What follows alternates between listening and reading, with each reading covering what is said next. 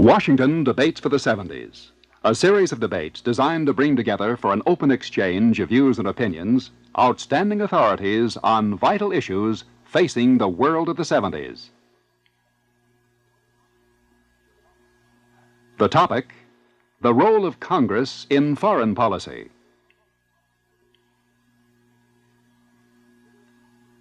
Here is the moderator, Peter Lisagor. Since the end of World War II, the growth of presidential power in the conduct of foreign policy has been dramatic and to many Americans disturbing. A series of presidential actions from the Korean War to the conflict in Vietnam have been taken without a declaration of war by the Congress. A great constitutional debate has developed in recent years as the Congress has attempted to reassert its role. Whether Congress has abdicated its authority under the Constitution or simply had it usurped by the executive is a key question of the day. The American Enterprise Institute, a nonprofit and nonpartisan research and educational organization, has sought to illuminate the pros and cons of this question in its series of rational debates on the great public issues. The subject of this debate is the role of Congress in foreign policy, and the Institute has brought together two senior United States senators to debate the issue. One is Senator John Stennis, Democrat of Mississippi, chairman of the powerful Armed Services Committee, and a supporter of a strong executive role in the creation and conduct of foreign policy. The other is Senator J. William Fulbright, Democrat of Arkansas, chairman of the Foreign Relations Committee, and a critic not only of administration policies, but of the encroachment by the executive upon the constitutional authority explicitly given to the Congress. Also with us is a panel of distinguished citizens engaged in making, teaching, influencing, and writing on matters of public policy. They will question the two senators after each has made his statements and offered rebuttals. Senator Stennis will open the debate. Thank you, Mr. Chairman. Mr. Chairman and my colleague, ladies and gentlemen, there's often a tendency throughout the entire country to emphasize the responsibilities of Congress in domestic affairs and minimize its duties in foreign relations. Let me make clear in the beginning that, in my view, Congress has a vital and important role in foreign affairs that is co-equal with its duties in domestic matters, and my thoughts are all projected in terms of the responsibilities of the legislative branch of our government in dealing with foreign nations. I'd like to observe, too, that my primary legislative experience in the Senate has centered in the areas of military affairs and appropriations rather than foreign policy, since I've not been a member of the Foreign Relations Committee. It's a historical fact that the duties in Congress in foreign matters have been the most difficult to fulfill, and I certainly find it that way in my responsibilities. Several reasons. One of these has been that strong-willed presidents who have felt that the primary role in foreign affairs should be left to the president and the Congress should not intervene. For instance, we all know that Theodore Roosevelt, when he was unable to obtain congressional approval for fuel to send part of our naval fleet around the world, he sent them around anyway, and later Congress acquiesced by providing the money. I would not want my discussion of the historical role of Congress to imply that Congress has not played a crucial role in foreign affairs. I would note that in at least two instances in very recent years, Congress has taken the affirmative on certain foreign matters. In '63, during a rebellion in the Congo that I remember quite well, there was the possibility that United States troops would be dispatched. It is extensive discussion with the chairman of the appropriate congressional committees, and I was not one of these, and other congressional leaders. The decision was made that no United States soldiers would be sent.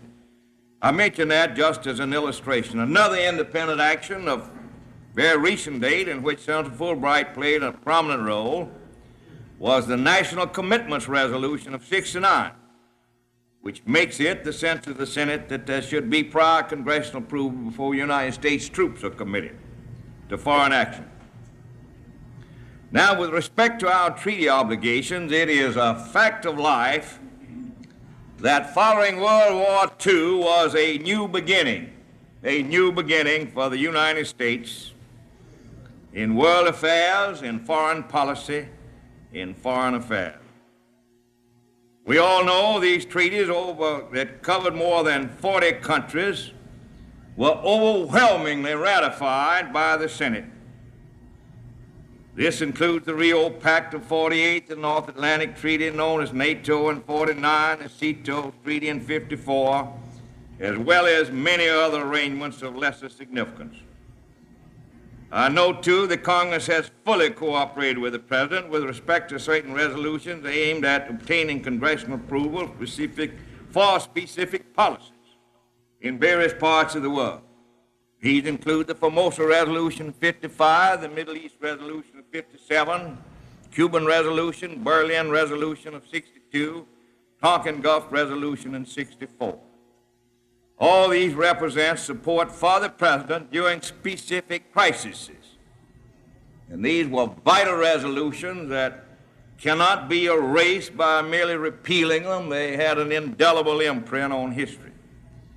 And I do not recall a single incident where Congress had rejected a presidential request for a grant of authority or support during any major matter involving foreign policy. I emphasize that not only where there were treaties and resolutions approved at their inception, but they've been reaffirmed every year through the appropriations process as funds are approved to support these various commitments.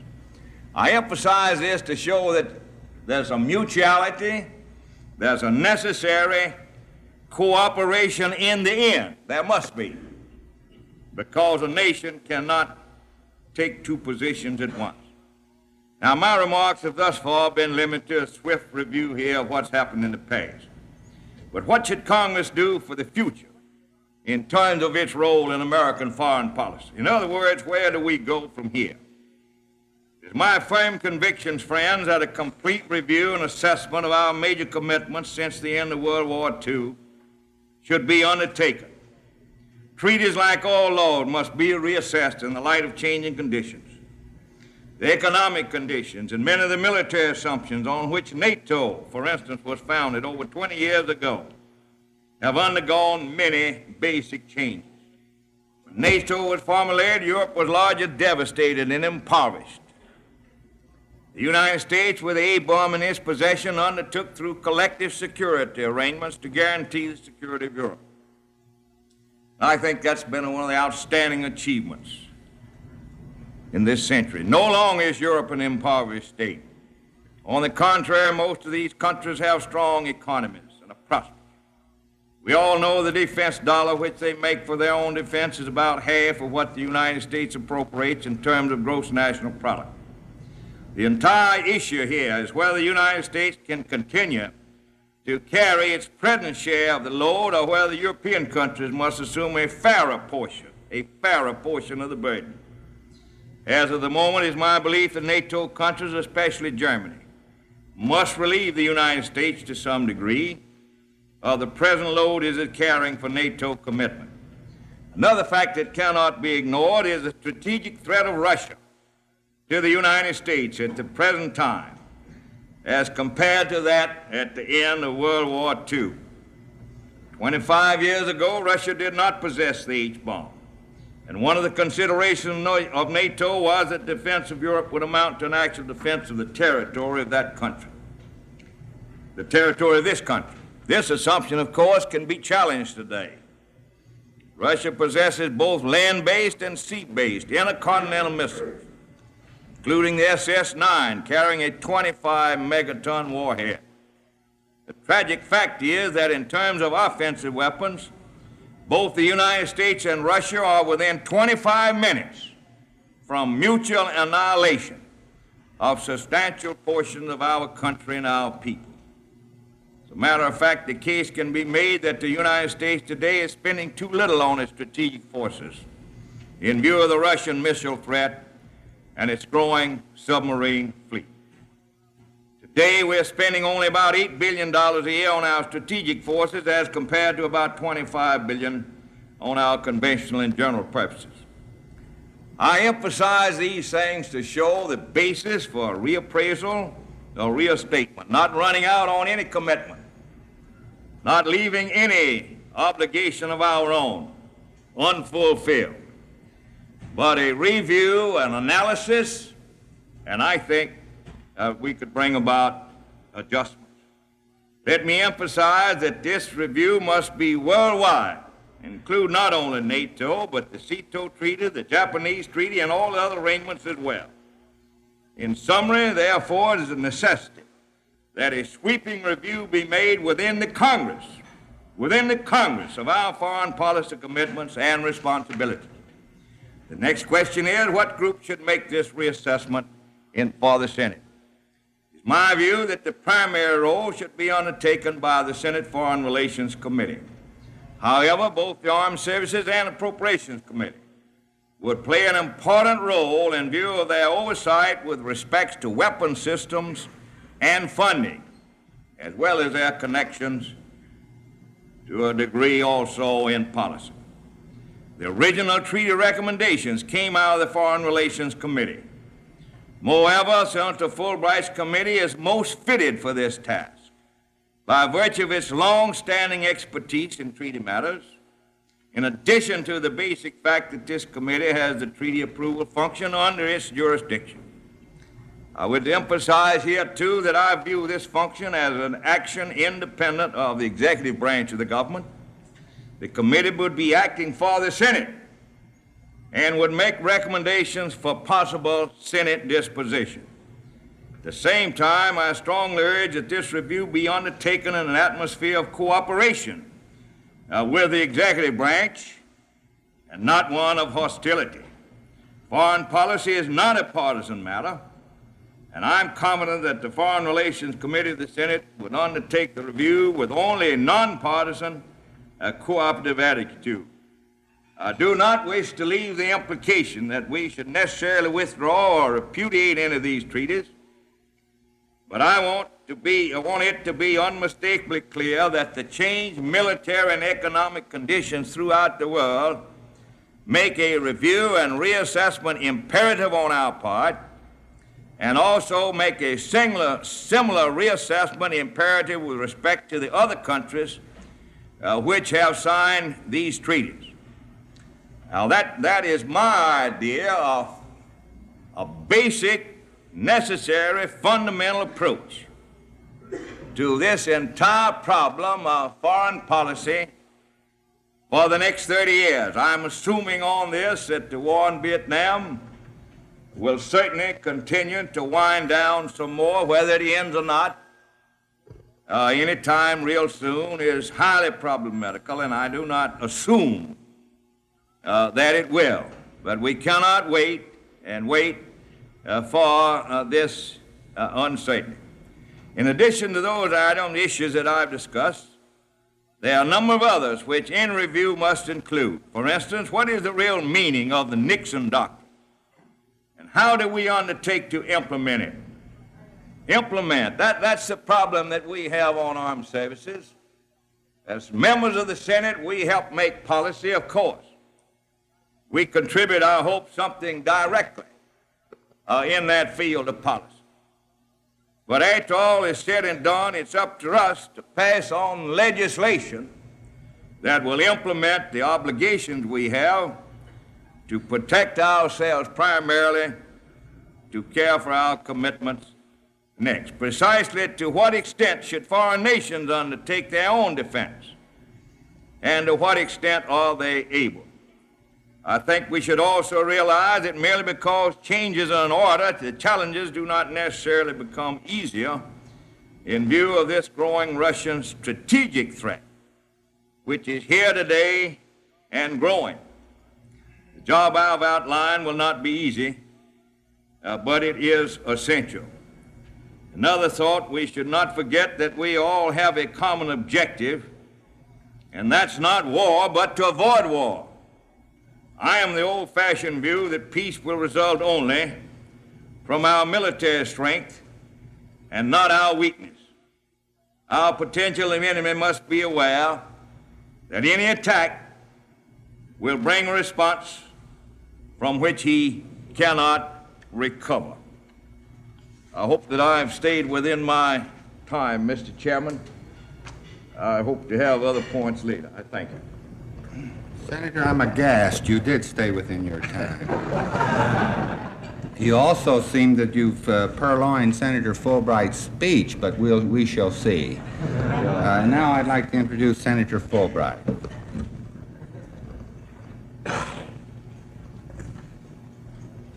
Well, Mr. Chairman and ladies and gentlemen, I too am very pleased to be invited to the American Enterprise Institute. I learned a good deal about this distinguished gathering tonight, and I was quite surprised to find so many former ambassadors. I thought it was largely a business organization, but I find that it covers the waterfront. There are all kinds of people, which makes it all the more interesting. May I start out by saying that in this matter of the congressional role in our government, and particularly in foreign policy, that I consider that I'm a traditionalist, if you like, or as is sometimes said, a strict constructionist. I've been trying to persuade the country and the Congress to abide by the Constitution.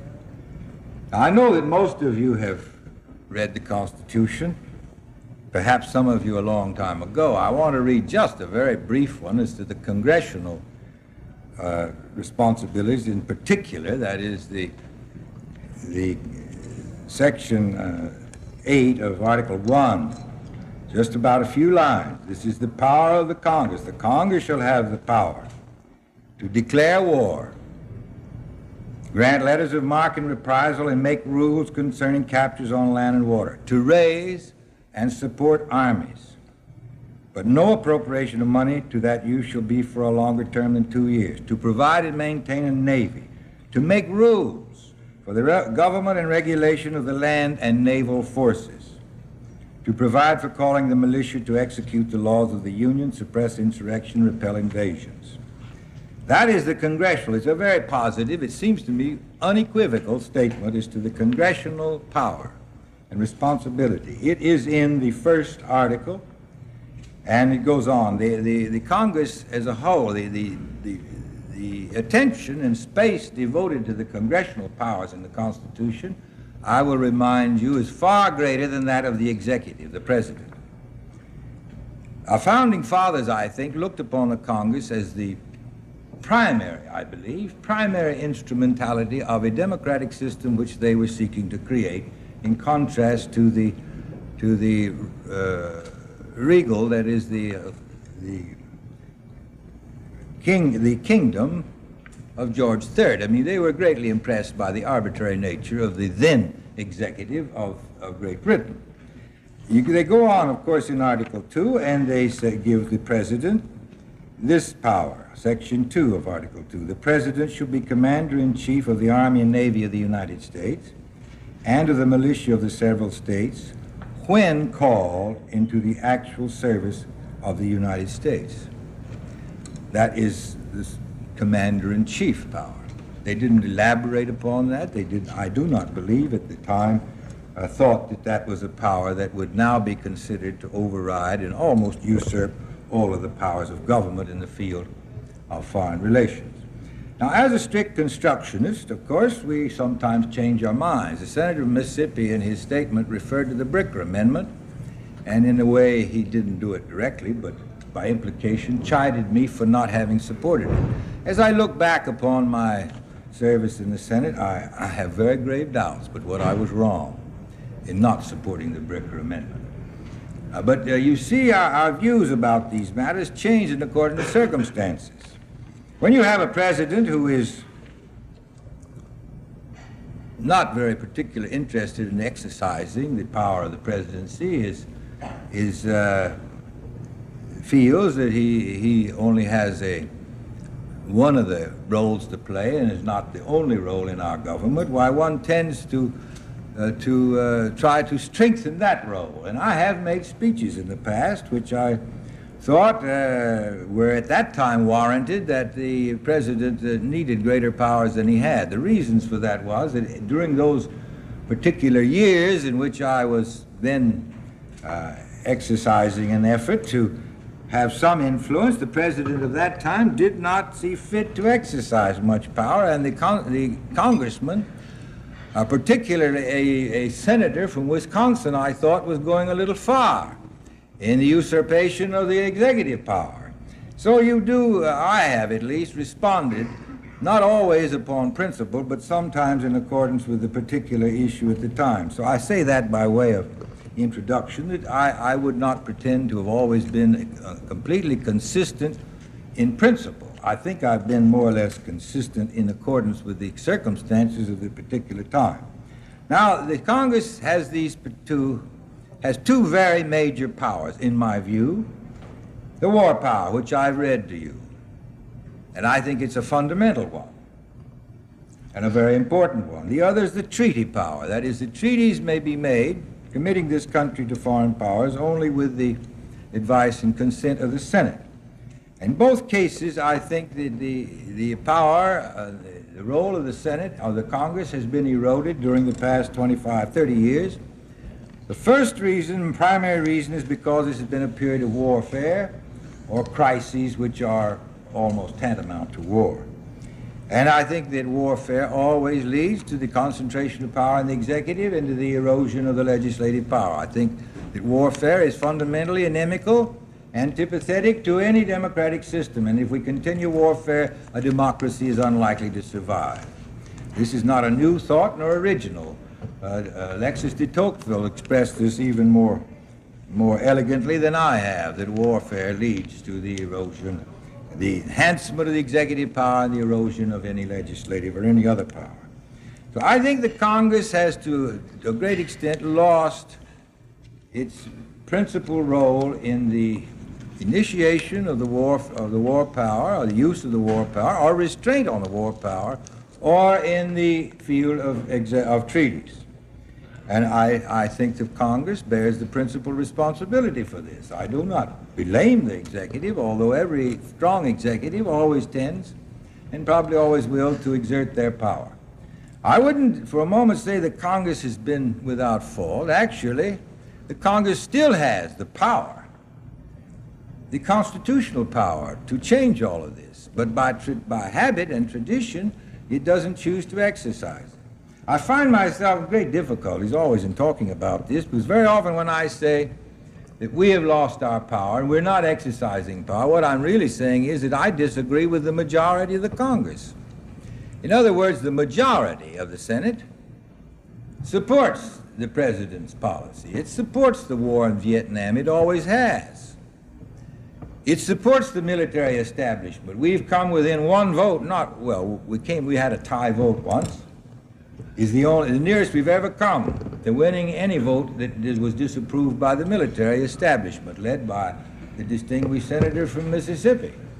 Now, he has the Senate behind him.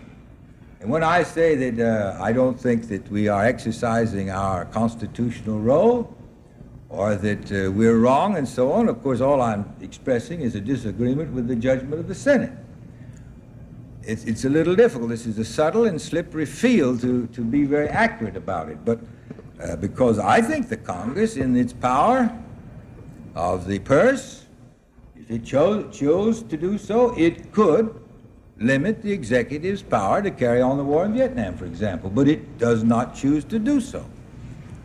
So you find two very different areas here. In the one sense, we can talk of the constitutional authority of the Congress, as I or perhaps a scholar or a historian would interpret what the Constitution means, what it intended, what the Founding Fathers intended, is one thing.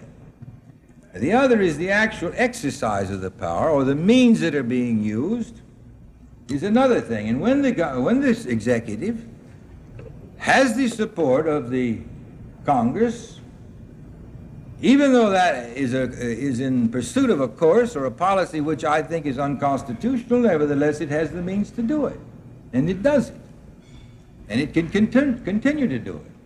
The only way we can reestablish the power of the Congress to do what I think it ought to do under the Constitution is simply to persuade the Congress to do so. It can do it. It can restrict the executive. It can refuse to provide the Army and Navy, for example, that the Constitution gives it the responsibility for. It can refuse to appropriate the money. So far, it hasn't done so. So I have to say that even though I have disagreed with the policy, I've sought to try to persuade the Congress to support a contrary policy. It hasn't up to now done so. There has been quite a change in its attitude from times past. When I came into the Senate, the attitude of the Foreign Relations Committee and the Senate usually was that it was our duty to support the executive. There were certain views at that time. One of them was that politics stops at the water's edge, sometimes called bipartisan or nonpartisan foreign policy. Well, I think another way to put the same thought was that democracy stops at the water's edge.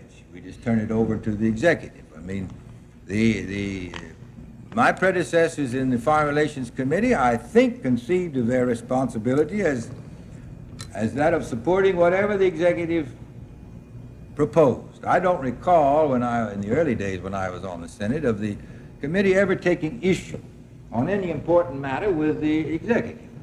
Senator Stennis said correctly that he couldn't recall a single instance where the Congress had rejected the President's request. I'm not sure I can recall one that of any consequence in the foreign policy. The real source and beginning of this agitation on my part and others about Congress reestablishing its responsibilities, of course, began with the Vietnam War. The Dominican incident was one which I happened chronologically first to talk about, but it accompanied the Vietnam War.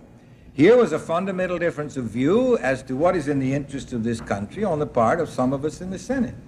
It is that simple. And then we began to express these doubts, and we were met with the criticism that we shouldn't do that this was divisive and it wasn't our right to do it. And this is where I began to examine and to be more impressed with the validity of the Founding Fathers as to the provisions in the Constitution.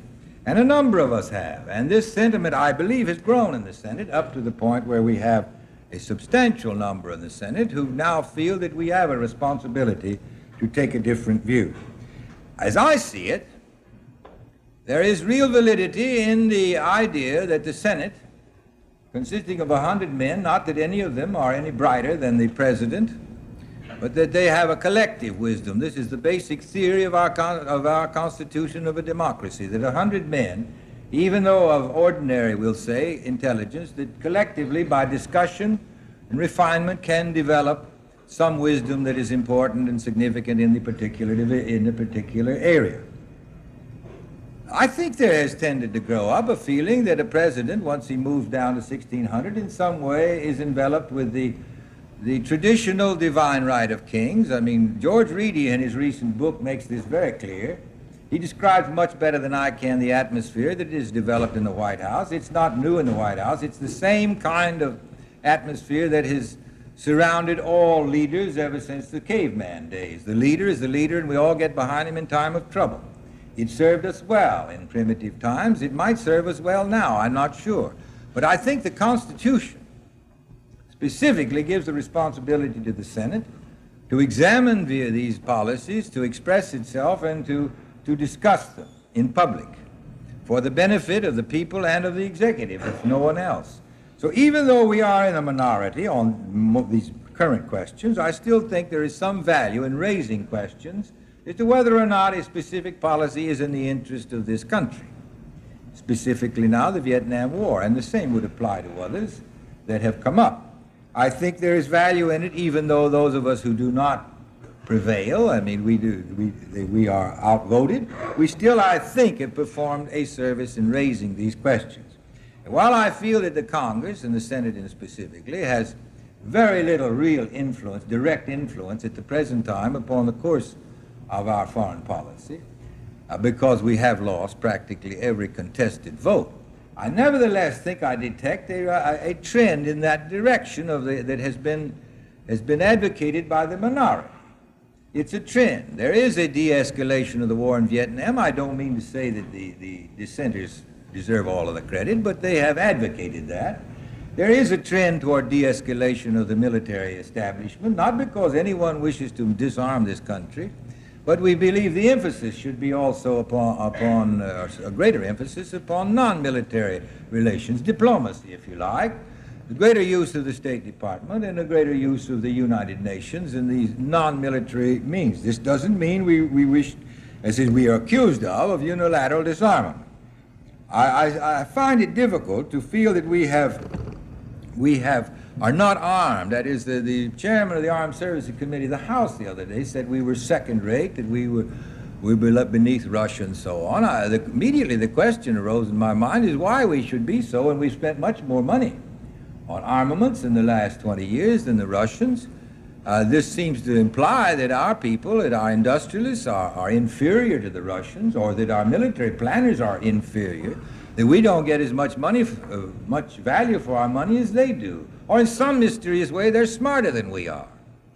Now, I really am not willing to accept that yet, and I don't believe, therefore, without going into details, that they're stronger than we are either, or that they're stronger and threaten us because they are out of order. So I don't accept that. I think that Congress, in one sense, it hasn't lost the power, it retains the power. It hasn't chosen to exercise it in the way I would like. That's not the same as saying we don't have the power. Sometimes we do. We're loose in the way we express things, not very precise, and we say the Congress has given up its power or it's lost its power. I don't think either is true. The Constitution stands, and the Congress still has the power of the purse. And if it chose to use it, it could have a very decided effect. It does not choose to use it directly. We have, I think, had some exercise, some influence by the debates, by the hearings, by the arguments which many of us have put forward that have had some influence upon the course of these policies. I grant, I think it's a relatively minor one. It hasn't really changed the course. It hasn't really stopped the war. It hasn't really changed the emphasis within our government of our attention and our expenditures, although there is some move in that direction. Well, I see my time is up too, and I don't want to infringe upon Senator Stennis's time for rebuttal or your questions. I think this is the most interesting subject. It's one that I have given a great deal of time to, my committee has, in trying to reestablish what we call a better balance between the executive and the legislative branch of our government, because, as I said, I am a traditionalist, and I believe there is great value in the legislature playing its role in foreign relations just as it does in domestic relations. It does in domestic policy. It has never given up its right to contest with the executive in the domestic field. It doesn't hesitate to override a veto, but in domestic area. But as Senator Stennis says, not in one instance can I recall where, since the days of the League of Nations, has the legislature or the Senate really contested with the president in the field of foreign policy. Thank you, Senator. Now each senator will have 5 minutes, more or less, for rebuttal. Senator Stennis. Well, Mr. Chairman, I fully appreciate Senator Fulbright's remarks. Yeah. Now, as I understand the situation, the principal complaint the senator has raised so far was not upon the Senate's failure to vote or exercise a power, but the vote just didn't come out the way he thought it should. And he's just as firm and fine in his conclusions as anyone could be. But that's a part of our system. And I want to take issue, though, on this matter of subservience, or just wanting to do the president's will, or wanting to do the easy thing on those votes. And I call your attention to two of those amendments that I'm very familiar with to the procurement bill this year. One was an amendment that called for the ending of the war in Vietnam totally by June the 30th, 1971. Now, the easy thing to do was to vote for that amendment. I know because I've discussed this thing fully. The popular thing, perhaps, immediately popular, was to vote for that amendment. To a great degree, it was going against a major part of public sentiment. But when all the arguments were made and the votes were in, I can't give the exact number, but it was 58, I think, to 39 against the amendment, against the easy route. Another was the volunteer army. And it caught on there, and I call names, if I may, men like Senator Hatfield, Senator Goldwater, for instance, were both supporting the amendment. Far fields of logic like that, Senator from Montana, Senator Mansfield, Senator Scott from Pennsylvania, the two floor leaders. When we got down to the real hard facts, though, that amendment was overwhelmingly defeated. That wasn't the popular vote. That was not the easy vote. It was the hard vote. So men were standing there on that floor getting the facts, and they were voting what they thought was necessary, in my own opinion, a crucial matter at a crucial time. And I could repeat over and over instances like that. I agree with the senator that there's been good that has come from these debates. And I like the idea of a good, hard fight and honest convictions in the votes. And it's trimmed down and modified those treaties, Senator, that we all got into in the 50s and the early 60s.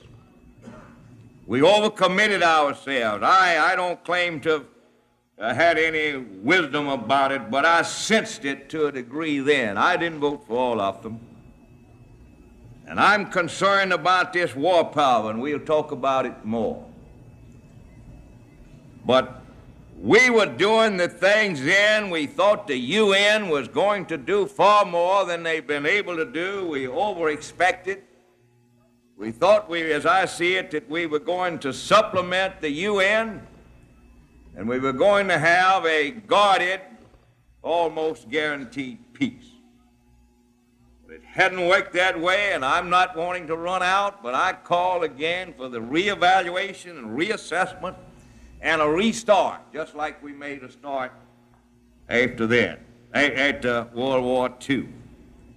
And I think, regardless of who's president, there will be a fine contribution made there on the floor of the Senate and the House in evolving these problems. And I do not agree that we're in the process of disintegrating our system, our form of government, just because we are plagued with wars and may have more. God forbid that we have any more, especially nuclear war.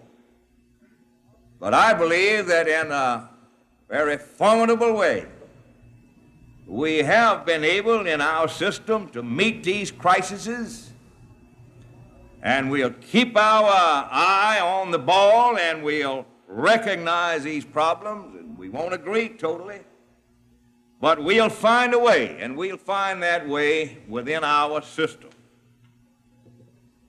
I don't think you could have had at this time a better subject chosen than to try to bring this in focus with the thinking of this fine audience. You're already familiar with it. But I believe that the next 10 or 20 years, if I may enlarge on that a little, is going to be, instead of wars, it's going to be a reevaluation of these agreements, what we can do and what we should do, what others can do. And in that way, an inch at a time rather than 1,000 miles at a time, as we've tried it before, we will move forward to some kind of effective, collective agreement. And we'll do our part right here to men like the Senator from Arkansas and others working on our system. I believe it will work. Senator Fulbright.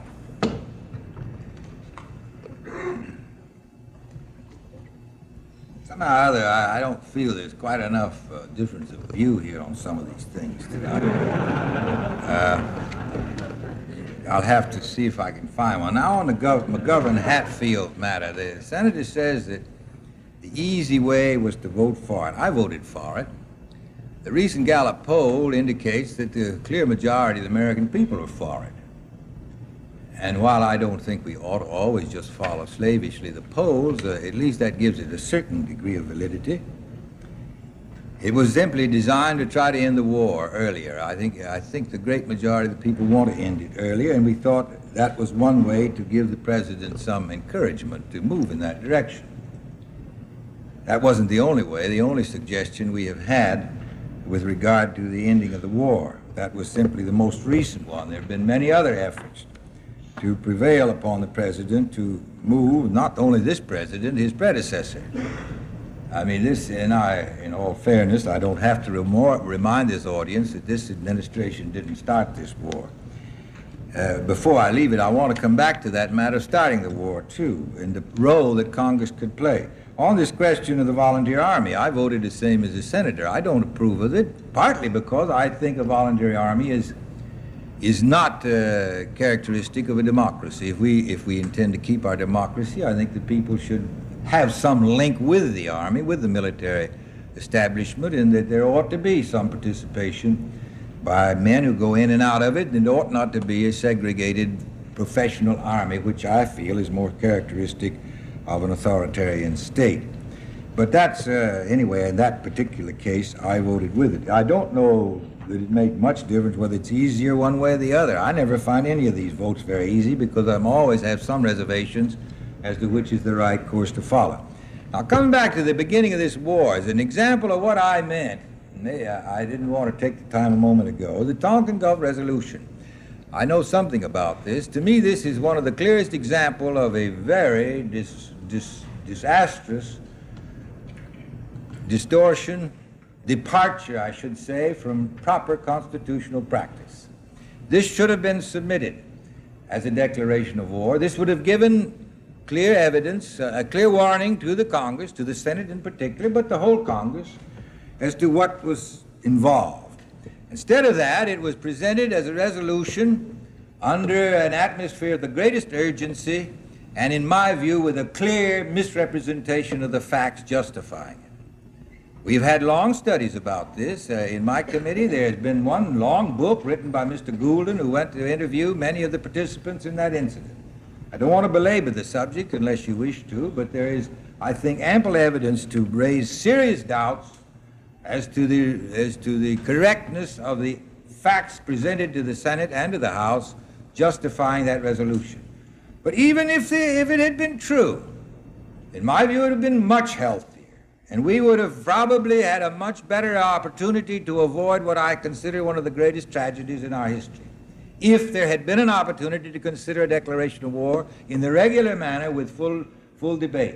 As a matter of fact, that resolution was presented, and it was presented to me and other members of the Congress, as a way to avoid a war. It was presented as exactly the opposite of a declaration of war. The President and the Secretary of State and the Secretary of Defense said, if you will pass this resolution quickly, without any delay, showing unity of the people, then this is the way to prevent a war, to prevent any increasing of the war. This will be evidence to the North Vietnamese that they cannot possibly divide our country and overwhelm this tremendous power, the most powerful nation in the world. This is the way it was presented, not as a declaration of war, but it is now subsequently used in place of a declaration of war. I think this is one of the grossest deceptions by any executive power of a legislative power in the history, certainly of this country or any other one. Now, more recently, we have an example of the treaty power distortion, in my view. Here was this treaty with Spain, that is an agreement with Spain, of great importance, involving obligations involving hundreds of millions of dollars worth of materiel, supplying of the most modern weapons, airplanes and so on, and expressions within it which I think to an objective, reasonable person would amount to an obligation to come to the defense of another country. The administration positively stated, oh no, there is no such commitment. So we take them at their word because there's nothing we could do about it, as a matter of fact. When I asked them, the committee, and I don't mean just I was speaking for the committee, the whole committee was there. When we had represented the executive branch and we said, would they not consider bringing it as a treaty? In fact, we implored them. I virtually begged them to present this agreement as a treaty so the Senate could discuss it and approve it or reject it. As far as I could see, it would probably have approved it, but I don't know how to foresee what they'll do. Instead of doing that, they hastened the process and called the foreign minister of Spain over and signed it as an executive agreement. So that you now have a complete reversal of the original procedure. Something really important involving troops, 10,000 troops or more, at least 10,000 stationed in Spain, vast amounts of money and so on, is now an executive agreement without participation of the Congress. If it involves a very minor agreement on the allocation of radio waves with Mexico, it's presented as a treaty. If it's a tax treaty with Luxembourg as to equal treatment of theirs and ours, it's a treaty. But if it involves circumstances likely to result in a war, it's an executive agreement without not only participation, but kept secret until after it's signed. So I think it is an example of the way the attitude of the executive toward the Congress and its role. Secretary Atchison, again, this isn't new with this administration. Secretary Atchison, right after World War II, and particularly along about the time of the Marshall Plan, made some of the most extreme statements, which I have quoted in my formal statement, that more or less amount to saying that the Congress should keep its nose out of the foreign policy. We had no business in there. Our only function was to endorse and to fund whatever the executive thought was proper. He made, I think, some of the most extreme statements of anyone, and showing his contempt for the Congress in general, in particular in the field of foreign policy.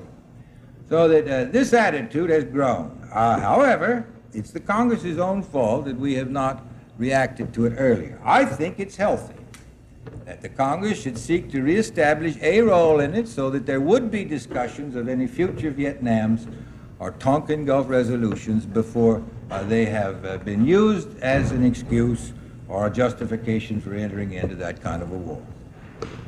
Senator Stennis basically disagrees with Senator Fulbright's contention that Congress has failed to play a crucial role in foreign policy.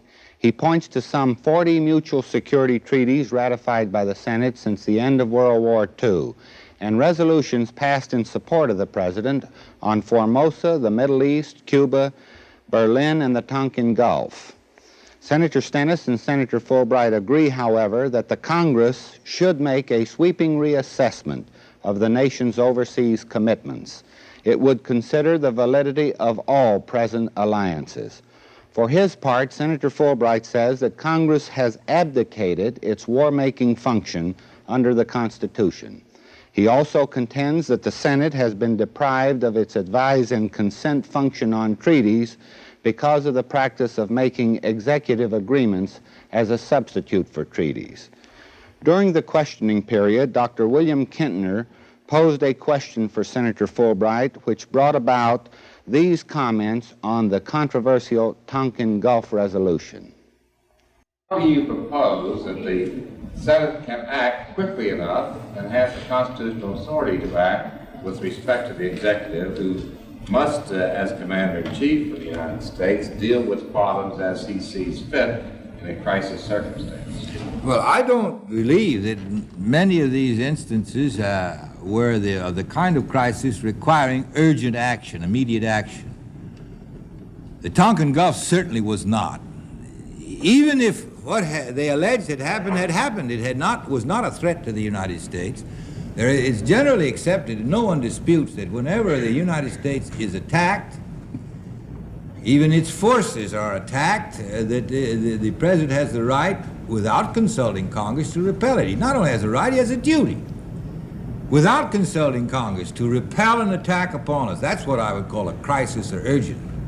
The Dominican affair was certainly not urgent. There was no threat to the safety of the United States. There was no threat of any kind, really, except an internal rebellion there of any consequence. He alleged there was a threat to the lives of a few American citizens, but that did not prove to be very serious. They were there, and it was quite a while before they were evacuated. I think the executive has used this as an excuse, not as a valid reason. I think that there are very few instances where there was really an emergency of the character threatening the security of this country and therefore requiring presidential action. There's plenty of time to consult with the Congress, and as in demonstrated with Tonkin Gulf, again, you said I put through the Congress as if I initiated that resolution. That resolution had been lying in the State Department in somebody's drawer for several months, waiting for an incident, and they thought they had an incident. The fact that it turned out not to be the way they thought it was only incidental to the, but there was certainly no emergency about it, and there was no threat to the security of the United States. I think, from that point of view, it was absolutely fraudulent, and that there was no excuse for not having a genuine declaration of war and a debate and an explanation of why we should do that, rather than the way it was presented. The implication that I presented it was my baby, I deny. It was not. I was the agent, being chairman of the committee, and I handled all of those resolutions. I was taken in by the misrepresentation like everybody else was. Everybody in the House voted for it, and everybody but two in the Senate. And I was merely the agent of a fact, of a situation in which the President and his principal officers imposed upon us, and including me, and I was naive enough to believe them. One never approaches a president or a secretary of state suspecting that he's going to deceive you. You always give them their trust until they're proved otherwise. Senator Stennis wants Mr. Chairman, I understand this is going to be printed. I haven't had anything to say about the Gulf Tonkin resolution, so before we leave it, let me just make a brief comment. Now, the senator complains, as I understand, about the Senate failing to act in cases, and then he complained about them acting when they do not vote. A majority do not vote with him. And now on the Gulf of Tonkin resolution, this is a case where the Senate did act. The Senate used its power, and a majority of the Senate did side with Senator Fulbright. Now, in fact, this is not personal. I remember, Senator, coming in on the floor, not as well informed as I should have at that moment, but I listened very carefully to you, as I always do. And you convinced me, you convinced me. And I cast one of those Fulbright majority votes. And now you say, well, I had been fooled. Well, if you'd been fooled, you fooled me. And I don't believe we can write anything in the Constitution to keep us from being fooled sometime. I thought that was really well presented.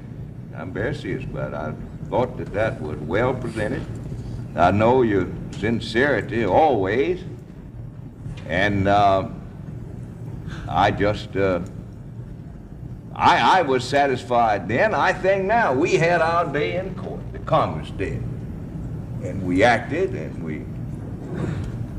we're sorry this thing went on the way it did, but I think that's a perfect illustration of our system. It worked, it operated, and we can't complain now. Well, Mr. Chairman, I can't accept that. To say a case where a president, a Secretary of State, and a Secretary of Defense lie to the Congress is not a perfect illustration of constitutional government, in my opinion.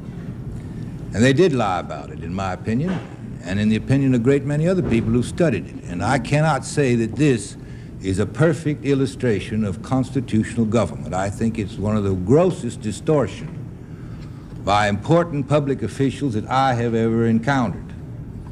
And I resent the idea that that I misled them because of what I did. I have already confessed. Senator, I didn't say you misled. I've confessed that I was hoodwinked and taken in by the President of the United States, Secretary of State, and the Chief of Staff, and the Secretary of Defense, who told us about certain alleged incidents which I do not believe occurred.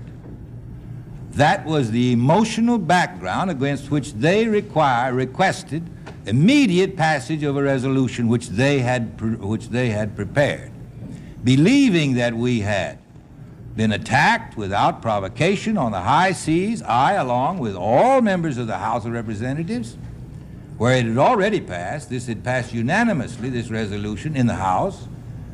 We were requested to have an emergency meeting at 9 o'clock in the morning. We met for 1 hour and 40 minutes. The committee did. And under the impact of this outrageous attack, alleged outrageous attack upon our forces on the high seas, where they said we had a right to be and where they were engaged in unprovocative actions, while this was an insult to the honor and so on and prestige and safety of the United States. And that was the circumstances of it passing. Now, I can't imagine that this could be a perfect example of constitutional government. I think it is a disgrace to a constitutional government. What should have happened, if they wanted a declaration of war, which they later said this is a functional declaration of war, is to come up to give reasons why they wish to go to war and present either, I don't care whether it's in form a declaration of war or a joint resolution declaring war or authorizing it. It isn't the form I'm arguing about solely, although I think the form of this was very equivocal because they were seeking to make it equivocal. And because their principal allegation was that this was necessary to prevent a war. Now, if that was what they had in mind, if any of you believe they really had that in mind, well, maybe that's one thing. I don't, and looking back upon it, don't believe that is what they had in mind. They were seeking to deceive my committee and the Congress. And I was a part of it. I've admitted that. I was naive to believe them, but I confess I had had no previous occasion to believe that such officials approached the committee of the Congress with any such design in mind. Well, I make crystal clear that I didn't accuse you of misleading anyone. Well, I did under those circumstances. Your judgment was what I followed, and that's true. I followed again.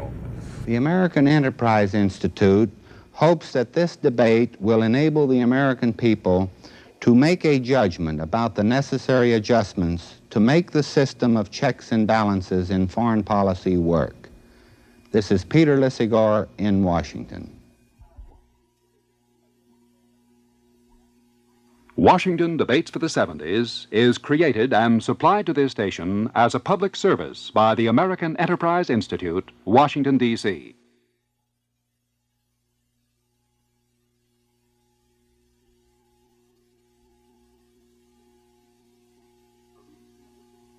Produced in the nation's capital by Broadcast News, Washington.